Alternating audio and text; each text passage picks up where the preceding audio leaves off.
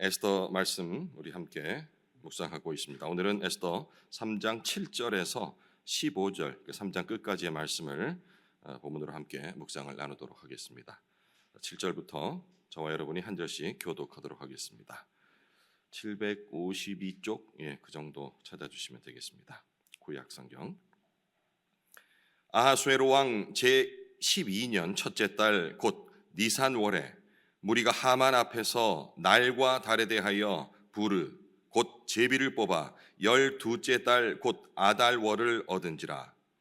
하만이 아하수에로 왕에게 아뢰되 한 민족이 왕과 나라 각 지방 백성 중에 흩어져 거하는데 그 법률이 만민의 것과 달라서 왕의 법률을 지키지 아니하오니 용납하는 것이 왕에게 무익하니이다. 왕이 옳게 여기시거든 조서를 내려 그들을 진멸하소서. 내가 은 1만 달란트를 왕의 일을 맡은 자의 손에 맡겨 왕의 금고에 드리리이다 하니, 왕이 반지를 손에서 빼어 유다인의 대적 곧 아각 사람 함무다다의 아들 하만에게 주며 이르되 그 은을 네게 주고 그 백성도 그리하노니 너의 소견에 좋을 대로 행하라 하더라. 첫째 달 13일에 왕의 서기관이 소집되어 하만의 명령을 따라 왕의 대신과 각 지방의 관리와 각 민족의 관원에게 아하수에로 왕의 이름을 조서를 쓰되 곧 각 지방의 문자와 각 민족의 언어로 쓰고 왕의 반지로 인치니라. 이에 그 조서를 역졸에게 맡겨 왕의 각 지방에 보내니 12째 달 곧 아달월 13일 하루 동안에 모든 유다인을 젊은이, 늙은이, 어린이, 여인을 막론하고 죽이고 도륙하고 진멸하고 또 그 재산을 탈취하라 하였고, 이 명령을 각 지방에 전하기 위하여 조서의 초본을 모든 민족에게 선포하여 그 날을 위하여 준비하게 하라 하였더라. 역졸이 왕의 명령을 받들어 급히 나아가매 그 조서가 도성 수산에도 반포되니, 함께 읽겠습니다. 왕은 하만과 함께 앉아 마시되 수산성은 어지럽더라. 읽기만 해도 그냥 끔찍한 그 모습이 상상이 되는 내용입니다. 에스더의 그 서두는 페르시아 제국의 이 권력 구조와 또 궁중 정치의 긴장감을 배경으로 시작이 됐습니다. 이번 주 월요일부터 시작된 그 내용이죠. 아하수에로 왕은 큰 잔치를 벌이면서 자신의 위엄을 자랑하다가 왕후였던 와스디가 자신의 명령을 거부하자 아주 분노하면서 즉시 폐위를 시켜 버렸습니다. 그 후에 왕의 명령에 따라서 새 왕후를 뽑는 일종의 오디션 같은 게 되겠죠. 이런 선발 과정이 열리고 유다의 여인 이 에스더가 왕의 눈에 들어서 왕후가 되었습니다. 지난 본문들을 잠깐 말씀드리고 있습니다. 한편 이 에스더의 사촌이자 일종의 후견인이 되겠죠. 모르드게는 이 왕의 암살 음모를 밝혀서 큰 공을 세우지만 그리고 바로 어떤 대가가 지불되지는 않고 그냥 이렇게 잊혀지는 듯 하면서 지나갑니다.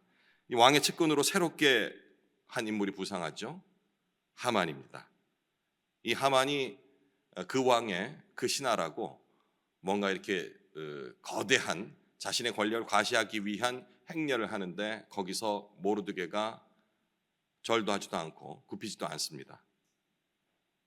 이 행동에 하만이 분노해서 모르드게뿐만 아니고 모르드게의 민족, 그러니까 유다 민족이 되겠죠. 이 전체를 멸하려는 그런 계획을 세웁니다. 특별한 어떤 원수지간, 어제 목사님께서 말씀하셨듯이 이 아각의 자손이라는 점을 생각한다면 아주 뿌리 깊은 어찌 보면 그 민족과 민족이라기보다는 하나님을 대적하는 그러한 상징적인 민족이 바로 아각, 그 후손이라는 점에서 두 사람 결코 가까이 할 수 없는 모습이 되겠죠. 이제 오늘 읽었던 이 본문이 바로 그 계획이 구체적으로 실행에 옮겨지는 장면이 기록되어 있습니다. 이 모르드게 행동에 화가 난 이 하만이 모르드게를 비롯한 그의 민족인 유다를 전체를 멸하기 위해서 오늘 본문에 보면 부르라고 적혀 있죠. 예, 부르 곧 제비라 했습니다. 이 제비를 뽑습니다.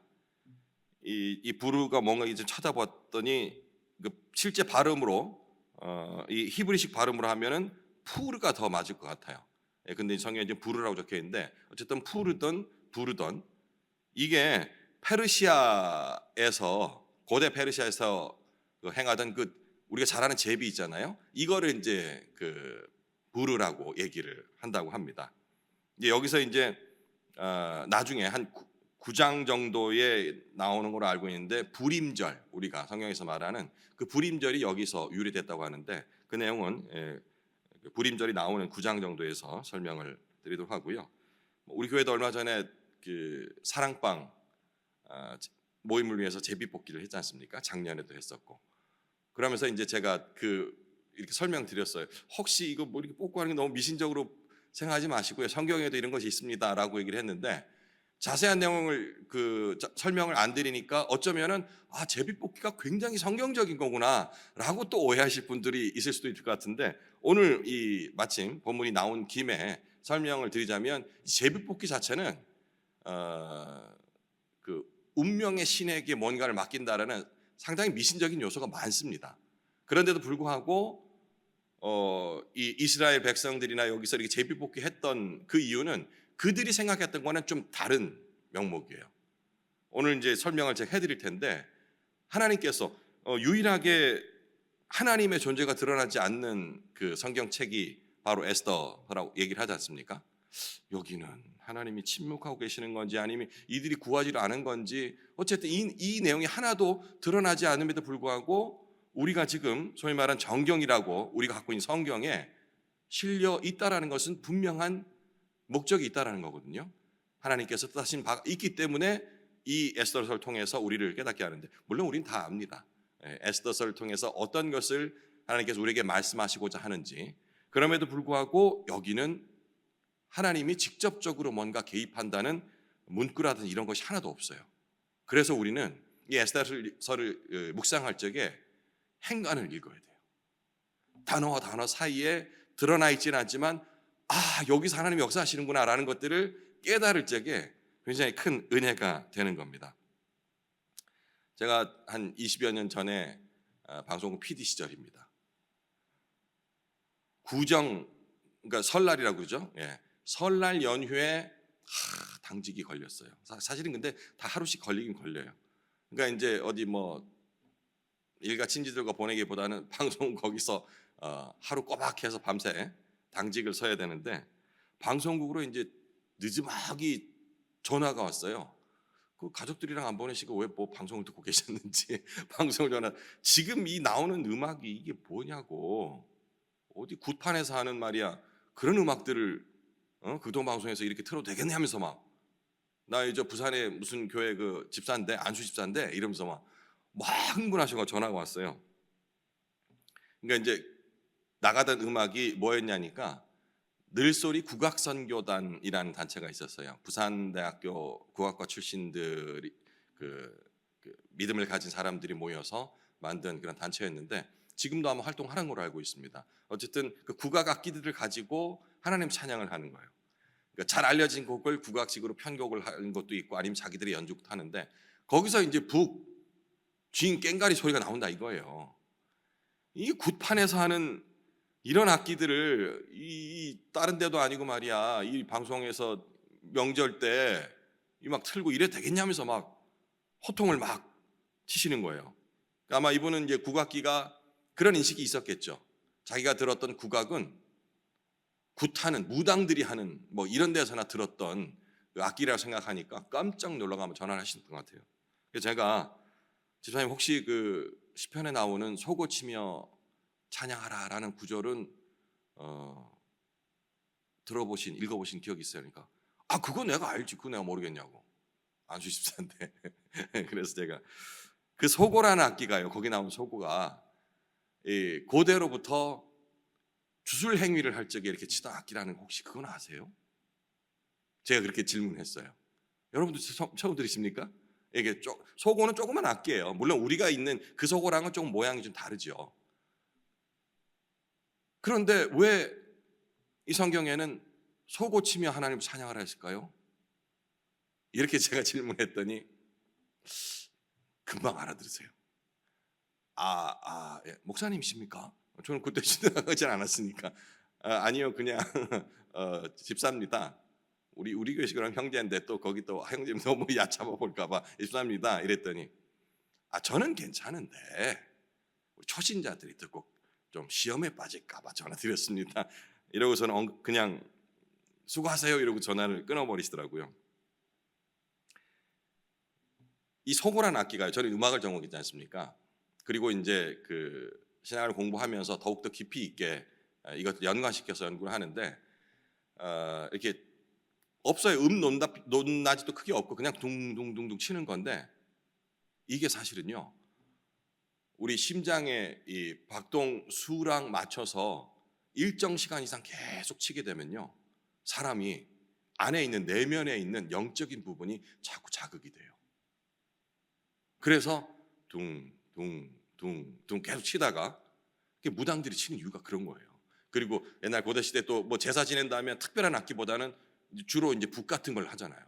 이걸 점점 10분, 20분 계속 치면서 이 듣는 사람, 거기 앉아 있는 사람들의 영적인 기운을 끄집어 올리는 거예요. 점점 하면은 거기 따라서 사람이 혼미해지면서 그런 각성 상태가 되는 거. 그래서 그런 음식으로 쓰는 거예요. 그런데 그런 악기들조차도 하나님께서 사용하시고자 한다면 다른 목적으로 사용할 수 있다라는 거. 저는 이제 이 성경 읽으면서 그런 악기들과 이런 부분에 있어서 편견들을 그렇게 해결했거든요. 지금 하만이 실행한 제비뽑기는 성경적인 방법이 아닙니다. 아니 하나님의 방법이 아닙니다. 그런데 하나님은 이런 미신적인 제비뽑기조차도 하나님의 방법으로 사용하시는 거예요. 물론 오늘 여기에는 그렇게 기록은 되어 있지 않지만 제가 설명드리면 하고 깨달으실 거예요. 하나님의 방법은 어떤 것인지 하면요. 하만이 이제 그를 이 유대 민족을 모르드게를 비롯한 유대 민족을 싹 다 없애버리는 그거를 신탁을 받아서 자기 뜻이 아니고 자신들이 믿는 그런 신의 신탁을 받아서 한다는 것을 연출을 하기 위해서 제비뽑기 불을 하잖아요. 그런데 지금 기록에 보면은 니산월 그들이 말하는 1월입니다. 12달 중에서 첫 번째 달을 니산월인데 그러니까 1월에 제비를 뽑아요. 그죠? 뽑은데 읽어보면 그 실행일이 결국 다 죽이는 날이 한 11개월 지난 다음인 아달월 12월에 시행하게끔 돼요. 여기서 하나님께서 이것도 개입하고 계신다는 것을 저는 느꼈어요. 그러니까 1월에 뽑고 바로 죽일 수도 있잖아요. 2월이 나올 수도 있잖아요. 그죠? 그래서 만약에 유대민족 여기에 피난 나왔다가 정착하고 살고 있는 지금 아마 어제 목사님이 한 70년 말씀하셨는가 하여튼 그 정도 살고 있었던 그 민족을 씨를 말려버릴 수 있는 그 절호의 찬스인데 제비뽑기를 했는데 12월이 나와버린 거예요. 1월에 뽑았는데 11개월 동안 아무것도 할 수 없는 거예요. 12월이 되어야 비로소 멸망시킬 수 있는데 이 11개월이라는 시간이 하나님이 개입한 시간이 아닐까 하는 생각이 들어요. 그리고 왜냐하면 제가 그렇게 추측한 이유는 그 기간 동안에 이 에스더가 어찌 보면은 처음에는 겁내가지고 그건 뒤에 설명드리면 낫겠네요. 그 기간 동안에 큰 결단이 일어나거든요. 그래서 이 제비뽑기조차도 하나님의 방법이 아닌 그들의 주술적인 행위조차도 하나님께서 사용을 하신다는 얘기입니다. 잠언에 보면 이런 말씀이 나옵니다. 사람이 제비를 뽑으나 모든 일을 작정하기는 여호와께 있느니라. 잠언의 저자도 바로 이러한 것들을 깨달은 것 같아요. 제비 뽑기 뭐 이런 것이 중요한 게 아니고 우리가 예배를 드림에 있어서 복장이 어때야 되고 이런 것들이 중요한 게 아니고 그 모든 것들도 하나님께서 사용하시고자 한다면 우리가 더럽다, 추하다 혹은 미신적인 것이다 이 모든 것까지 들어 쓸 수 있다는 겁니다. 그렇다고 아무거나 다 해야 된다는 얘기는 아닙니다. 하나님께서 사용하시고자 한다면 그게 포인트가 되겠습니다. 이 시간 11개월이라는 시간이 하나님이 에스더와 모르드게를 일으키고 준비시키는 일종의 은혜의 빈 공간을 우리가 여백이라 하지 않습니까? 여백에 미하는데, 여백이 있다는 것은 무한한 가능성을 얘기하는 거예요. 비어진 공간은 어떻게 기록하냐에 따라서 전혀 다르게 그려질 수 있는 거지 않습니까? 바로 은혜의 여백의 시간으로 이 제비뽑기를 사용을 하셨다는 겁니다. 악이 번성하는 시간입니다. 그리고 애통하면서 눈물을 흘리며 기도하는, 나라를 위해 기도하는 믿음의 지체들이 참 많습니다. 낙심하게 되죠. 하지만 하나님은 모든 우연이라고 생각되는 그 뒤에 하나님의 준비된 구원의 계획을 심어두고 계시다라는 그 믿음을 가지게 된다면, 우리가 가지는 이 낙심이 정말 이대로 되는 것인가라는 그 걱정의 마음들이 한편으로는 위로가 되지 않을까 생각을 합니다. 하만은 왕 앞에서 유다 민족을 이렇게 묘사를 해요. 그들의 법은 8절입니다. 그들의 법은 모든 백성의 것과 달라서 왕의 법을 지키지 아니하오니. 굉장히 이 하만도 똑똑한 것 같아요. 그냥 밉다 이런 그게 아니고요. 그들의 법, 그러니까 유다 민족이 지키고 있는, 그 당시 페르시아는 각 그 전쟁을 통해서 데리고 온 포로들이 마구 섞여 있었기 때문에 100개가 넘는 민족으로 제가 기억이 나는데, 어쨌든 그렇게 다 섞여 있기 때문에 자기들이 가진 풍습 그리고 믿음대로 다 행하고 있었어요. 그런데 이제 하만은 이거를 부각시키는 거예요. 지금 그들의 법은 모든 백성의 것, 다른 백성들과 달라서 왕의 법을 지키지 아니하오니. 다르다는 걸 지금 어떻게 표현하고 있냐면 아주 위협적인 걸로 바꿔서, 그러니까 진실을 왜곡하는 거예요. 우리도 가끔 그러거든요. 나와 다른 것을 다름 자체로 인정하는 것이 아니고 굉장히 적대적으로 나에게 큰 위협이 될 것처럼, 그래서 그것을 제거하고자 지금 하만이 그런 정치적인 발언을 하고 있는 겁니다. 다름을 위협으로 포장을 하는 거죠. 그들의 충성, 그들의 신앙은 왕권에 대한 불복종인 것처럼 왜곡을 시켰습니다. 우리가 세상에 진리를 말해도 오해를 받는 것, 오해를 떠나서 굉장히 위협적인 것으로 이렇게 되는 상황이 바로 이런 연유에서 발생하는 것이 아닐까 싶습니다. 믿음을 지키는 것이 세상 질서 속에서 아주 불편하게, 그들을 불편하게 만드는 그런 상황이기 때문에 우리를 위협적인 요소로 세상은 배척하려고 하는 거죠. 하지만 하나님은 그런 오해 속에서도 자신의 백성을 반드시 지키고 계시다는 것을 이 에스더서를 통해서도 우리가 확인할 수 있습니다. 왕이 자신의 반지를 이렇게 빼서 하만에게 전하죠. 반지가 뭔지는 다른 설교 시간에 한 말씀드렸던 것 같은데, 그 인장이라고도 하고요. 그리고 이제 우리가 우리의 본이, 바울의 본이 바로 예수였다라는 것. 그 인장이 바로 이겁니다. 도장을 통해서 우리나라 조선시대하면 옥쇄죠, 그죠? 옥쇄로 꾹 찍으면은, 그 동안 찍히면은 왕의 명령으로 받아들이는 거니까 지금 그걸 하만에게 뺏어 주는 겁니다. 모든 권한, 왕의 권한을 너에게 위임한다. 이제 하만이 왕의 이름으로 대놓고 살생을 할 수 있는 권력자가 되었다라는 그런 뜻이기도 합니다. 이런 살생부, 이른바 살생부 작성 권한을 하만은 제가 느끼기에는 은 1만 달란트로 얻어낸 거예요. 이게 바로 유다인의 핏값입니다.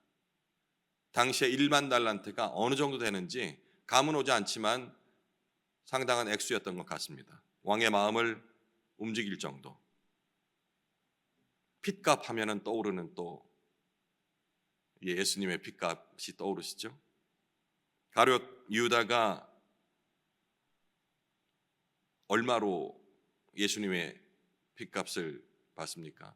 은 30개입니다. 이런 평행적인, 구약과 신약의 평행적인 구도가 좀 느껴지십니까? 참고로 은 30개가 상징하는 바가 있더라고요. 저도 이번에 이렇게 하면서 알았는데, 그 출애굽기에 보니까 21장에 소가 남종이나 여종을 받으면 그 임자에게 은 30세겔을 줄 것이요. 그러니까 이게 종의 값이, 종의 몸값이, 목숨값이 은 30세겔인 거예요. 그러니까 가룟 유다가 예수님을 그 노예 가격으로 팔아넘겼다라는 그 정도 되겠죠. 이제 왕은 하지만 얘기를 합니다. 뭐 우리 전래동화에 뭐 금도끼 은도끼처럼 쇠도끼를 빠뜨렸는데 어떤 게 네 것이냐 하니까 뭐 정직하게 얘기했다 가지고 다 줬다라는데, 그 은 1만 양을 자기가 꿀꺽 한 게 아니고 도로 너에게 줄 테니까 이 돈 가지고 네가 하고 싶은 거 다 해. 이건 고도로 계산된 하만의 계산이었지 않을까 싶습니다. 11절에 그렇게 되어 있죠. 그 은도 네게 주고 그 백성도 그리하노니. 아주 세속적인 관점에서 훌륭한 거래를, 딜을 하만은 이뤄낸 겁니다. 지금까지 본문은 반지를 건네받은 하만이 주도권을 쥔 것처럼 흘러가고 있습니다. 좀 갑갑한 마음도 좀 있죠. 하지만 하나님의 백성은 인간의 권력 아래 놓일 수 없음을 우리는 잘 알고 있기에 뭔가 반전이 있을 거라는 그런 기대감을 갖게 됩니다. 하나님은 여전히 보이지 않는 손으로 이 이야기, 스토리를 이끌어 가고 계시다라는 그런 믿음을 가지고 이야기를 계속 들어가시면 되겠습니다. 하지만 하만은 이 전령들을 보내서 전 제국에 있는 유다인을 죽이라는 조서를 자기가 직접 작성하고 도장까지 찍고 전파를 합니다. 날짜도 정해졌고 방법이 정말 잔인합니다. 13절, 젊은이 늙은이 어린이 여인을 막론하고 죽이고 도륙하고 진멸하고 또 노략하라. 사람이 생각할 수 있는 가장 잔인한, 할 수 있는 모든 행위는 다 하라고 이 조서에 기록을 합니다. 그런데 이 조서가 배포된 날, 그날 하나님은 에스더의 마음에 담대함을 심기 시작하셨습니다. 하만이 자리를 준비한 그 순간 하나님은 모르드게를, 그 큰 공을 세우고도 잊혀져 갔던 이 모르드게를 높이실 기초를 쌓고 계셨던 거죠. 아쉽지만 오늘은 여기까지입니다. 오늘 본문은 여기까지로 끝을 내고 있어요. 우리가 어떤 순간 이런 감정에 자주 사로잡히곤 합니다. 하나님 지금 어디 계시지? 왜 내 기도에 응답을 안 하시는 거야? 어떤 말씀도 좋으니 제게 말씀하십시오 간절히 기도하는데 왜 침묵하실까? 에스더서는 그 질문 앞에 침묵하고 계신 하나님을 말하고 있습니다. 하나님이라는 이름조차 등장하지 않습니다. 하지만 여기서 말하는 침묵은 부재, 계시지 않는 것이 아니라 숨어 계신 섭리를 말씀하고 계시는 겁니다. 오늘 본문은 하나님이 보이지 않는 것 같은 시대, 믿음이 이 침묵을 견뎌야 하는 이러한 시절에 어떻게 하나님의 손이 우리 인류 역사에, 우리 개개인의 역사하는지 보여주는 그런 성경책입니다. 에스더 3장은 특히 신의 이름이 한 번도 등장하지 않는 장인데요. 하지만 방금 제가 이 행간을 설명드렸듯이 하나님의 섭리는 한 구절, 한 사건마다 아주 구체적으로 간섭하고 계십니다. 세상은 제비를 던집니다. 제비를 뽑습니다. 사람은 법을 또 세웁니다. 권력자는 조서, 그의 뜻이 담긴 이 조서를 내립니다. 하지만 그 모든 것 위에 하나님의 손이 있다는 것을 기억해야 할 것입니다. 우리가 하나님을 신뢰할 수 있는 이유는 예수 그리스도께서 죽음의 조서가 내려졌던, 이제 그를 십자가에 못 박아라라는 죽음의 조서가 내려졌던 그 십자가 앞에서도 묵묵히 그 하나님의 계획하심을 믿고 그 뜻을 따르셨기 때문입니다. 갈라디아서 4장 4절의 말씀입니다. 때가 참에 하나님이 그 아들을 보내셨다. 때가 참에 하나님이 그 아들을 보내셨다. 그리스도께서 오신 그때도 지금 오늘 본문과 대비하자면 제비 뽑기처럼 우연처럼 보였지만 사실은 하나님이 준비한 구원의 날이었던 것입니다. 마무리하면서 우리가 적용해야 될 그리고 도전해야 할 바들을 다시 한번 떠올려 봅시다. 믿음이라는 것은 보이지 않는 하나님의 손을 신뢰하는 것이라는 사실을 이 아침 떠올려야겠습니다. 지금은 응답이 없는 것 같아도 하나님은 그 기회를, 모르드게를 세우실 그 기초를 지금 쌓고 계시다는 거예요. 세상은 다른 것을, 그들과 다르게 반대로 어찌 보면 이 살고 있는 우리들을 위협으로 봅니다. 하지만 이 다름을, 우리 그리스도인들도 다른 그들을 적대시하는 것이 아닌 구원의 통로로 삼아야 할 것입니다. 에스더는 이방 궁중에서 유대인의 구원을 위해 선택을 받은 겁니다. 예수님은 하만을 꺾으신 우리의 진짜 왕이시라는 것도 역시 연관해서 생각해야 할 것입니다. 무고한 죽음의 조서를 예수님의 십자가로 뒤집은 우리는, 그로 인하여서 우리는 은혜의 백성이 된 것입니다. 남은 시간 이 에스더 3장 후반절에 적혀 있는 하나님은 무엇을 하고 계실까라는 의문이 드는 순간에도 그 행간에 역사하고 계신 이 하나님의 뜻을 발견하면서 남은 시간 묵상 이어가시기 바랍니다.